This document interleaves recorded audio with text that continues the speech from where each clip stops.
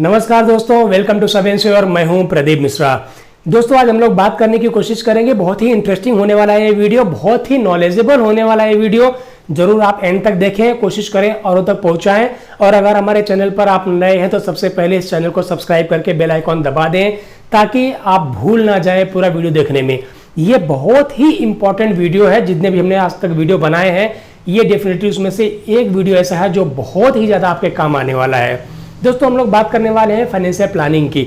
Simple सी बात है कि हमारा जो बजट है, ऐसे तो हम लोग बहुत कुछ देखते हैं टीवी पर, न्यूज चैनल्स पर, आजकल बहुत सारे लोग बताते हैं, यूट्यूबर्स बहुत सारे बताते हैं, लेकिन जो हमारी अपनी फाइनेंशियल स्टैंडिंग है उसमें हम फाइनेंशियल प्लानिंग कैसे करें, उसमें हम फाइनेंशियल गोल को सेट करने के लिए और फाइनेंशियल गोल को अचीव करने के लिए क्या क्या कैसे कैसे प्लान करें।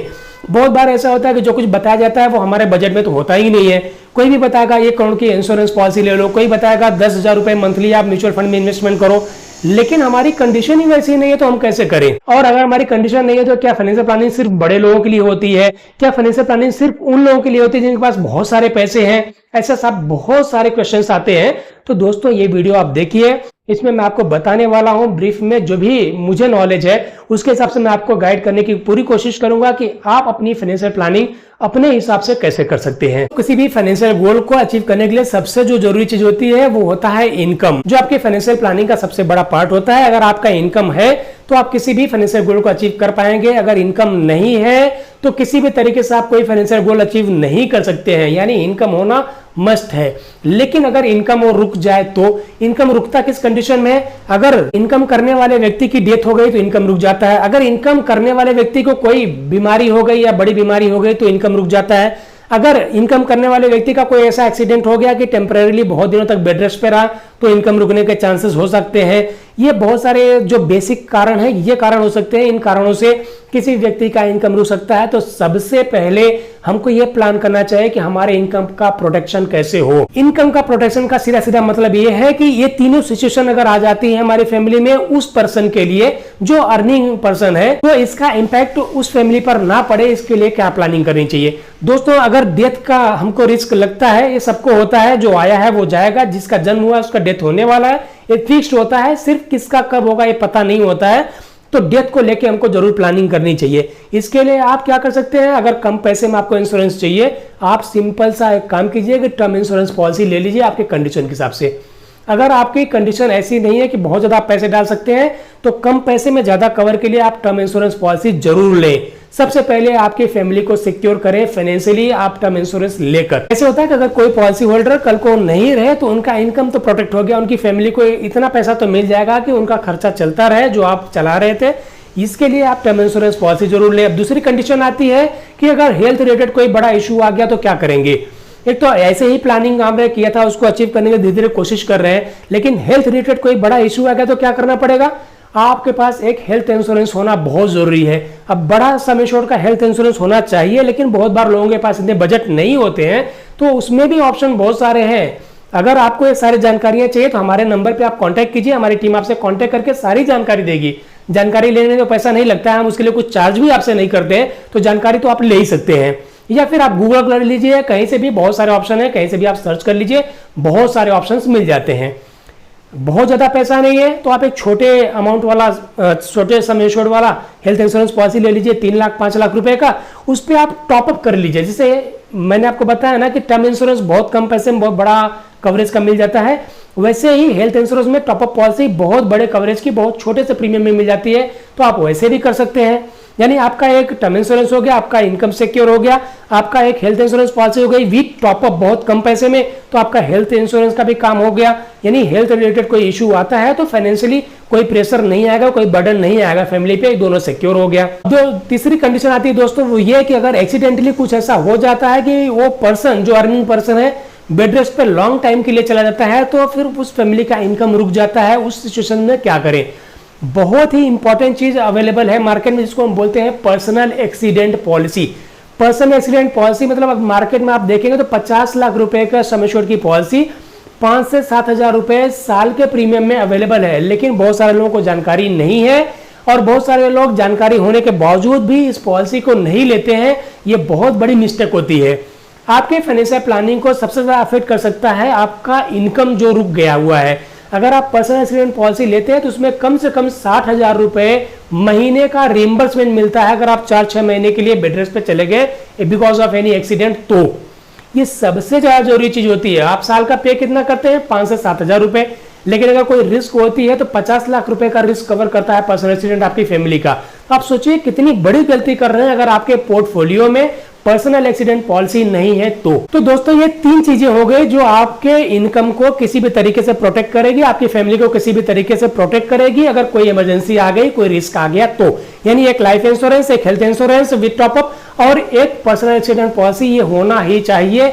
अब बात आती है वेल्थ क्रिएशन की, यानी ये तो वो पैसे सिक्योर करना था जो हम ऑलरेडी कमा रहे हैं, जो हमारी फैमिली का ऑलरेडी इनकम है, वो अगर कोई कंडीशन आ जाती है तो जाने ना पाए वो बचाने के लिए। अब हम लोग डिस्कस करने वाले हैं कि हमारे पास जो पैसे हैं वो तो है ही, लेकिन हम उसको ग्रो करना चाहते हैं, मल्टीफोल्ड ग्रो करना चाहते हैं, बहुत ज्यादा उसको बढ़ाना चाहते हैं। तो वेल्थ क्रिएशन की बातें करें या कॉर्पोरेट क्रिएशन की बातें करें, हम रिटायरमेंट प्लानिंग की बातें करें, तो उसके लिए हमको क्या करना चाहिए? सिंपल सी बात है, आपकी रिस्क टेकिंग कैपेसिटी बहुत ज्यादा है तो आप स्टॉक्स में इन्वेस्टमेंट कर सकते हैं। बिल्कुल आप इक्विटी में इन्वेस्टमेंट कर सकते हैं, शेयर मार्केट में आप इन्वेस्टमेंट कर सकते हैं, काफी अच्छा पैसा आप बना सकते हैं, लेकिन अगर आपको नॉलेज हो तो। अगर आपको नॉलेज नहीं है तो दूसरों को देख के बिल्कुल मैं एडवाइस नहीं करूंगा कि कभी भी आप स्टॉक्स में इन्वेस्टमेंट करें। टीवी पर देखकर, यूट्यूब पर देखकर, लोगों के मुंह से सुनकर आप स्टॉक्स में बिल्कुल इन्वेस्टमेंट ना करें। ये जुआ बिल्कुल नहीं है। यहाँ पे आप लकी ड्रॉ वाला सिस्टम नहीं कर सकते हैं कि ट्राई करते हैं 1 लाख लगा के 2 लाख लगा के देखते हैं क्या होता है। ये बिल्कुल भी ना करें। हो सकता है कभी आप टेम्परेरी फायदा आपको हो भी जाए, लेकिन लॉन्ग टर्म में आप वहां पे लॉस पाएंगे। इसलिए आपके पैसे को बिना नॉलेज के स्टॉक्स में इन्वेस्ट ना करें। अगर आपको स्टॉक्स में ही इन्वेस्टमेंट करना है तो सेफ तरीका है कि आप म्यूचुअल फंड के थ्रू इन्वेस्टमेंट करें। आपका शेयर मार्केट के ऊपर ही डिपेंड रहता है, लेकिन आपको सेफ्टी रहती है। फंड मैनेजर्स होते हैं, फंड हाउसेस होते हैं, वो लोग सारी चीजें मेंटेन करते हैं, मैनेज करते हैं, आपको सिर्फ पैसे डालने होते हैं। दूसरा तरीका हो सकता है आप गोल्ड में इन्वेस्टमेंट करें, आप रियल एस्टेट में इन्वेस्टमेंट करें, बहुत सारे तरीके हैं। आप कहीं पर भी इन्वेस्टमेंट कर सकते हैं depending on your financial goal कि आपका लक्ष्य क्या है। आपको रिटायरमेंट के लिए प्लानिंग करना है, बच्चों की शादी के लिए प्लानिंग करना है, बच्चों के एजुकेशन के लिए प्लानिंग करना है, वो आपके अपने लेवल से आप कर सकते हैं। कुछ पैसा आप एफडी में भी रख सकते हैं लिक्विड मनी के हिसाब से कि कोई इमरजेंसी आई तो तुरंत मेरे को पैसा मिल जाए, मेरा काम हो जाए। इस तरह से दोस्तों बहुत सारे ऑप्शंस अवेलेबल हैं मार्केट में, but depending on your financial condition, जो आपकी आर्थिक स्थिति है उसके हिसाब से और जो आपके आगे के रिक्वायरमेंट है उसके हिसाब से, आपके फैमिली का क्या बैकग्राउंड है उसके हिसाब से, आपका नॉलेज का लेवल क्या है उसके हिसाब से, ये सारी चीजें सोच के आप फाइनेंशियल प्लानिंग कीजिए। बट ये 3-4 चीजें हैं जो आप मेन कर लेंगे तो आपका फाइनेंशियल प्लानिंग आसानी से हो सकता है, उसमें कोई ऑब्स्टेकल्स नहीं आएंगे, कोई प्रॉब्लम नहीं आएगा। ये सारी चीजें मैं इसलिए बता रहा हूं कि बहुत सारे लोग ऐसे हैं जो अभी नया अर्निंग चालू किए हैं, यंगस्टर्स हैं जिन्होंने अभी कमाना चालू किया है, चाहे वो बिजनेस के हिसाब से, चाहे वो सैलरी के हिसाब से। वो लोग सबसे पहला काम जो करते हैं वो कोई भी फिनटेक एप्स आजकल बहुत सारे अवेलेबल हैं, उस पे वो तुरंत स्टॉक्स में इन्वेस्टमेंट करना चालू कर देते हैं, वो म्यूचुअल फंड में सिर्फ इन्वेस्टमेंट करना चालू कर देंगे, या फिर कुछ भी इस तरह की चीजें वो करने लगते हैं। जबकि ये तरीका है कि सबसे पहले आप हेल्थ इंश्योरेंस लें, आप इंश्योरेंस लें, आप उसके बाद म्यूचुअल फंड या पर्सनल एक्सीडेंट पॉलिसी में भी कर सकते हैं, स्टॉक्स में भी नॉलेज हो तो कर सकते हैं। धीरे धीरे अपने इनकम को इस तरह से एक लेवल से लेके जाएं। लेकिन लोग क्या करते हैं, सबसे पहले किसी का देखा है लोग तुरंत स्टॉक्स में इन्वेस्टमेंट करना शुरू करते हैं, कुछ दिनों तक थोड़ा प्रॉफिट लॉस का चक्कर चलता है, बाद में ऊब जाते हैं, परेशान हो जाते हैं और लॉस खा के उस सिस्टम से बाहर आ जाते हैं। फिर वो सोचते हैं कि नहीं, सब जगह इन्वेस्टमेंट करना बेकार ही होता है, बैंक ही ठीक होती है, ये होता है वो होता है। तो ये सारे कंप्लेंट्स आपके लाइफ में ना आए, इसलिए आप सिस्टमेटिक प्लानिंग कीजिए आपके फाइनेंस की। और अगर आप सिस्टमेटिक प्लान करते हैं तो आपको कोई लॉस नहीं होने वाला है, डेफिनेटली आपके गोल को आप अचीव कर सकते हैं। ये 2-3 तरीके हैं, अगर आप इस तरह से प्लानिंग करते हैं तो डेफिनेटली आपका जो गोल है वो कंप्लीट हो जाएगा। आप अच्छी फाइनेंशियल प्लानिंग कर सकते हैं, आपके फाइनेंशियल गोल को अचीव कर सकते हैं। बहुत परेशान होना, बहुत हाई प्रोफाइल चीजें सोचना, ऐसा कुछ जरूरी नहीं है। अगर हाँ आपका स्टेटस फाइनेंशियली बहुत बड़ा है तो बहुत सारे एडवाइजर्स हैं, आप उनसे एडवाइस ले सकते हैं, आपके सीए आपको एडवाइस करते हैं।